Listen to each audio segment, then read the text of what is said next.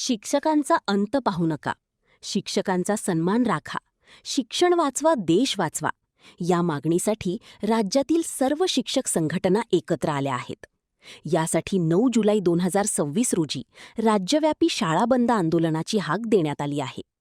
शिक्षक भारती संघटनेच्या नेतृत्वाखाली हे आंदोलन होत आहे. टीईटीच्या मुद्द्यावरून राज्यातील ज्येष्ठ आणि अनुभवी शिक्षकांवर अन्याय होत असल्याचा आरोप संघटनेकडून करण्यात आला आहे.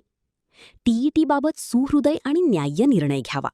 टीईटीची सक्ती सेवाज्येष्ठता आणि पदोन्नतीसाठी करू नये.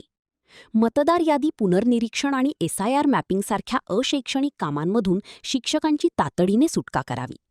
या कामांमुळे शिक्षकांचे मानसिक आरोग्य बिघडत असून त्याचा थेट परिणाम विद्यार्थ्यांच्या गुणवत्तेवर होत आहे. स्थानिक स्वराज्य संस्था आणि अनुदानित शाळांचे अस्तित्व कायम ठेवावे. तसेच विद्यार्थ्यांना पुरेशा प्रमाणात शिक्षक उपलब्ध करून द्यावीत. अंशतः अनुदानित शाळांना नैसर्गिक टप्पावाढ त्वरित द्यावी. या राज्यव्यापी शाळाबंद आंदोलनाला शिक्षक भारती संघटनेने सक्रिय पाठिंबा दिला आहे. सर्व शिक्षक, शिक्षकेतर कर्मचारी आणि शिक्षणप्रेमी नागरिकांनी मोठ्या संख्येने या आंदोलनात सहभागी व्हावे, असे आवाहन संघटनेच्या वतीने करण्यात आले आहे. परीक्षेमध्ये गणना करणे हे चुकीचे होईल, त्यामुळे संपूर्ण परिवारासह आमचा शिक्षक बांधव त्या ठिकाणी येईल. नवे आमची तर मागणी आहे शासनाला की आमचा असा अपमान करण्यापेक्षा आम्हाला मृत्यूदंडाची आणि जीवन इच्छा मरण्याची शिक्षा देऊन टाका. कशाला आम्हाला या 2-4 वर्षाकरता आम्हाला त्या नोकरीतून काढण्याचं प्रयोजन करता, अशा प्रकारची मागणी आहे. आणि त्याच्यामुळे अनेक लोक आमचे त्या ठिकाणी सहभागी होतील. धन्यवाद. संपूर्ण महाराष्ट्र राज्यामध्ये शिक्षक समन्वय समितीच्या माध्यमातून एक राज्यव्यापी आंदोलनाची हाक देण्यात आलेली आहे. आणि त्याचं कारण असं आहे की विद्यार्थ्यांना दर्जेदार आणि गुणवत्तापूर्ण शिक्षण मिळालं पाहिजे, शिक्षकांची नोकरी टिकली पाहिजे आणि शाळा वाचल्या पाहिजेत. यासाठी हा एक राज्यव्यापी आंदोलन आहे. मागील 1 वर्ष अगोदर सुप्रीम कोर्टाने एक निर्णय दिला 1 सप्टेंबर 2025 रोजी आणि संपूर्ण शिक्षकांकरता टीईटी अनिवार्यता केली आहे. ज्यावेळेस आम्ही सेवेमध्ये लागलो तेव्हा सेवा प्रवेश नियमावलीमध्ये कुठल्याही प्रकारची टीईटी नव्हती. आणि RT ॲक्ट जेव्हा 2009 मध्ये बनला आणि त्यानंतर त्यांनी सेवा प्रवेश करता त्यांनी टीईटी बंधनकारक केलं.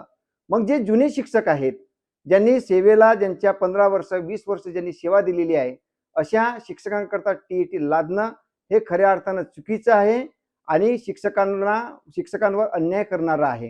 जनगणनेमध्ये आमच्या गुरुजी लोकांचा भरभराटीच्या उन्हामध्ये त्यांनी काम केलेलं आहे.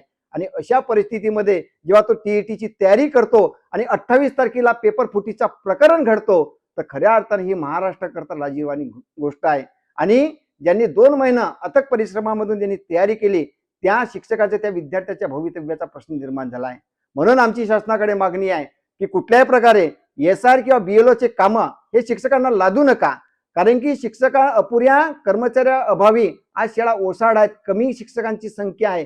अशा परिस्थितीमध्ये दर्जेदार आणि गुणवत्तापूर्ण जर विद्यार्थ्यांना शिक्षण द्यायचं असेल तर शिक्षकांना शिकवू द्या आणि विद्यार्थ्यांना शिकू द्या. हा मूलमंत्र आपल्याला राबवावा लागेल. आणि महत्वाचं की जो टीईटी की जो निकषा कुठल्याच पात्रतेमध्ये ठरत नाही, हा टीईटी रद्द करून शिक्षकांची जी सेवा प्रवेश नियमावली तत्कालीन होती त्या पद्धतीनं कुठेतरी शिक्षकांच्या सेवा ह्या कायम ठेवाव्या लागतील. सोबतच आज जो आपला 9 तारखेचा एक राज्यव्यापी आंदोलन आपण करणार आहोत, तर तो शाळा वाचवण्यासाठी सुद्धा राहणार आहे. जो 9 तारखेचा राज्यव्यापी आंदोलन आहे त्यामध्ये संपूर्ण जिल्ह्यातील हजारो शिक्षक प्रकर्षानं सहभागी होणार आहेत. Sunil Kawale, the sting operation news, Gondia. The sting operation news, सत्याचे दुसरे नाव, अन्यायावर लेखणीचा घाव.